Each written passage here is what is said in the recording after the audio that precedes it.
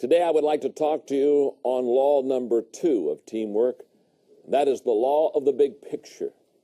And the law of the big picture says the goal is more important than the role.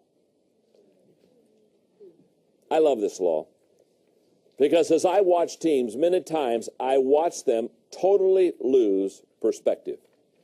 And somehow, and this happens to me, this can happen to anybody, somehow we begin to think that what we do as a part of the team begins to be more important than anything else.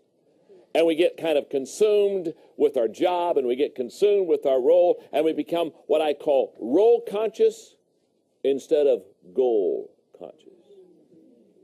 What I want you to understand about this law is that any time you lose perspective, any time you fail to see the big picture, almost always you fall into the rut of feeling that what you're doing is most important.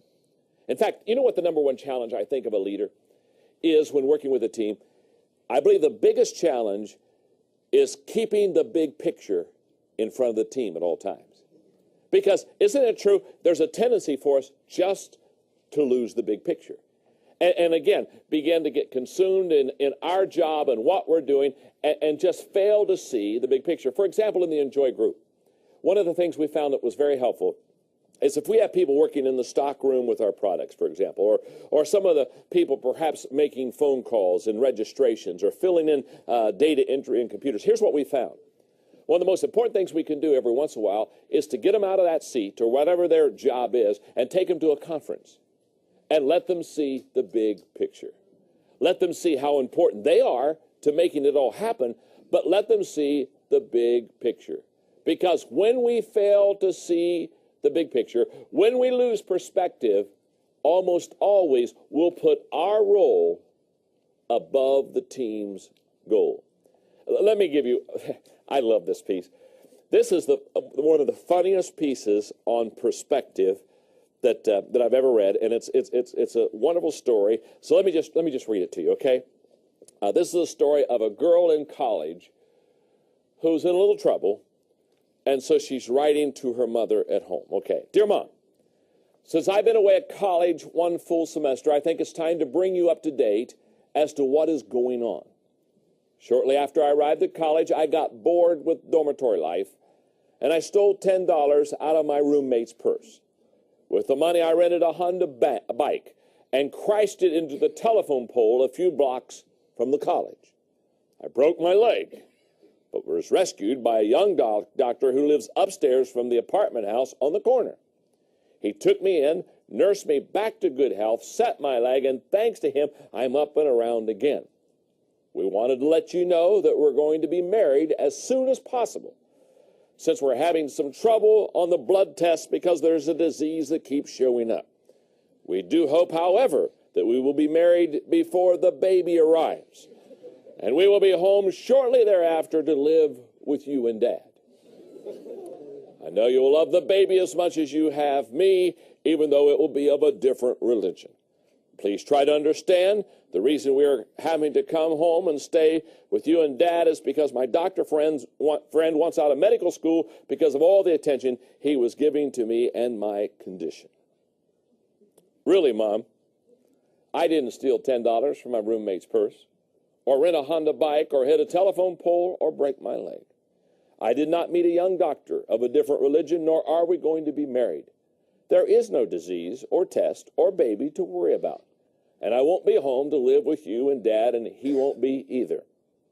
Mom, I am getting a D in geometry.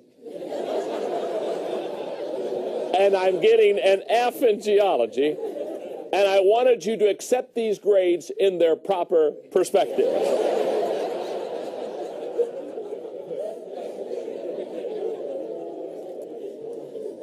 I love that story because it's a story of keeping things in proper perspective.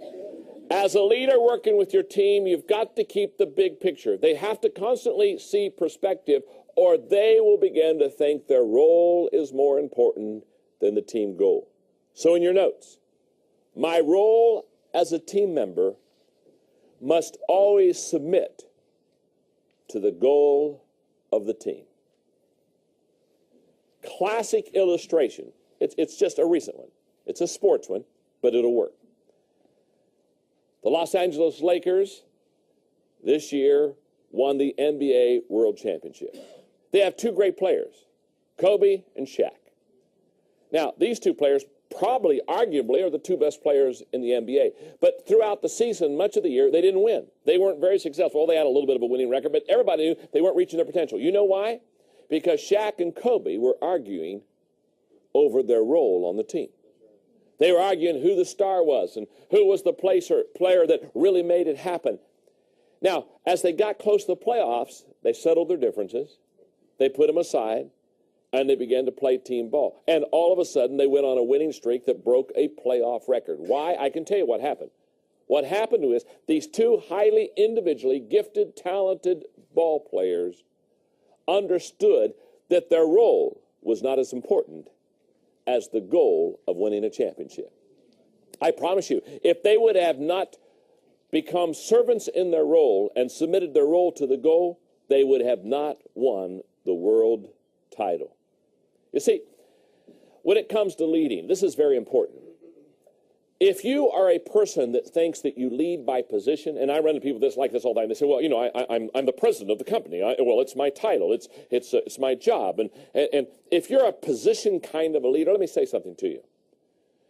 You're going to always be into the role. And you're always going to be saying, well, now, you follow me because you're under me, and here's where I am, and here's where you are on the pole.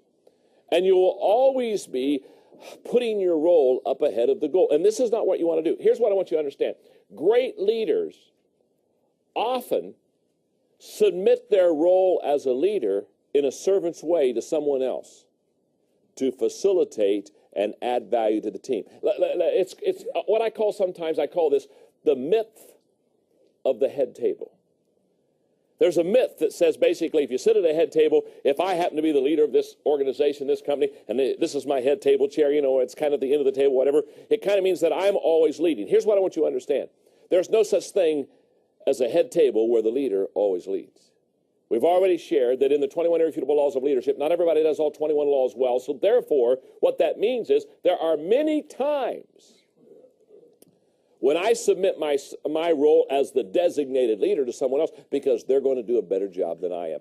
And I must understand it's the goal of the team that's more important than my role as a leader. So in your notes, here's the way this works. A servant leader, and I think this is the best way to describe what I'm trying to teach in law number 2. A servant leader serves the mission and leads by serving those on the mission with him. That is so good. Let's talk about it for a moment. Because I have a goal in the law of the big picture, and that is by the time you're done understanding this teamwork law, my goal is every person who has a role, whether it's a big role or a small role, every person understands that you always submit your role to the benefit of the team. Now, here's a classic illustration, gang. Recently, I spent some time in London. It's one of my favorite cities because my wife, Margaret, and I both love history. And when you go to London, and if you go to London, one of the things you really want to do, because I love history and because I love leadership, one of the people I love to read after and study is Winston Churchill. What an incredible leader he was. I mean, that man, I believe, all of Europe owes their democracy and freedom to Winston Churchill. And he stood up to the Germans, he stood up to Hitler, he stood up and against odds, determined that England would not be taken by the Nazis. Now, when you go to London, there's a place in London where during the war, Winston Churchill met with his war, what he called his war cabinet, underneath a major building. It's in a bunker. Now here's what I want you to, when you go, you've got to see this. In fact, it just inspires me every time I see it. When the war came on, World War II, and England realized that they were in major difficulties and they had major challenges, Winston Churchill went under this major building. It was all bunkered with steel and with concrete for their protection. And he said, I must put with me on my team in this bunker for the next several years, and for this one I think it was about 5 years, he said, I must bring the best team members with me. So here's what he did. He chose 7 other men that were the greatest minds of England to go under the bunker and live with him and stay with him until he could help England come to victory. Now, here's what I want you to understand. He didn't choose his best friends. Some of the people that he put on his cabinet war room team were political enemies. But he said, this is not a time for politics. This is not a time for Democrat and Republican. This is not a time for pettiness and division and politics. He said, I've got to get the best minds in this war room because we've got to bring England together. Here's a man who understood the goal is more important than the role. In fact, what's interesting is one of the men who was on his cabinet war room team, one of the men, as soon as the war was over, defeated him and became the next prime minister. In other words, he worked right alongside a person who would take his job after the war was over. But it was okay with Winston Churchill because he understood that the goal is more important than the role. Now, what I'm saying to you is, as you go out and work with your team, for example, if this is my team right here, if this is my team, what I have to understand is, what's your name? Missy. Okay, Missy, what's your name? Fran. Fran? Chris. Okay, if I've got Missy, Fran, and Chris, and they're all on my team, and I'm doing the 21 airfield ball as a leadership, maybe Fran is better at the law of navigation than me. So when I come to the law of navigation, when we have to navigate something, we have to go from point A to point B to point C to point D. Now, when that happens, gang, here's what I do. Do I have the role of the leader? Of course. I'm maybe the owner of the company. Maybe I'm, quote, the boss. I'm the founder. I don't know who I am, but I'm the head hoopah, okay? But when it comes to navigation, if from a 1 to a 10, I'm a 3, but Fran is a 9, what that means is I give up my role as a leader. And I say, Fran, and I tell the rest of the team, Fran will be leading us. And Fran's going to navigate, and I give the leadership baton to her, and you know what I do? I serve Fran, I follow Fran, I take her directions. Why? Because the goal is more important than the role. Can I tell you something? Many teams suffer indefinitely sometimes because the leader doesn't understand this law. We serve one another, we give, and we take. For example, in the Enjoy group, I have a fellow by the name of John Hall who excels in relationships. He's the best relationship guy on my whole Enjoy group team. He's the president of Equip. So if there's a relationship issue to deal with, guess who I hand the baton off to? I give it to John and say, go for it. I have another guy who's the president of Enjoy Stewardship Services, another company that I have. His name is Dave Sutherland. He is a strategic genius. So if there's strategy to be involved, what do? I take the baton and I hand it off to Dave and I say, you're the strategy guy. Strategically, take us to where we need to go. I have another guy who's the president of my organization called Enjoy, named Kevin Small. Kevin is major in looking for opportunities. So when I need an opportunity, when we need to expand, when we need to grow, when we need to flex our muscles, when we need to do a new thing, what do? I take my baton and I say, Kevin, here's the baton. You take it. You're the leader. Tell me what I need to do. I'm following. I'm on your team. Let me support you. How can I serve you? I have a wonderful lady who's been my assistant now for many years named Linda Eggers. She handles all the details of my life. So therefore, when there are details to be handled and arrangements to be made and appointments to be set, what do? I say, Linda, you're the leader. Tell me where to go. And she says, go. Tell me how long to stay. Call me when I should come back. Send me a map. You know what I'm saying? She does it all. Why? Why? Because she's better at that than I am.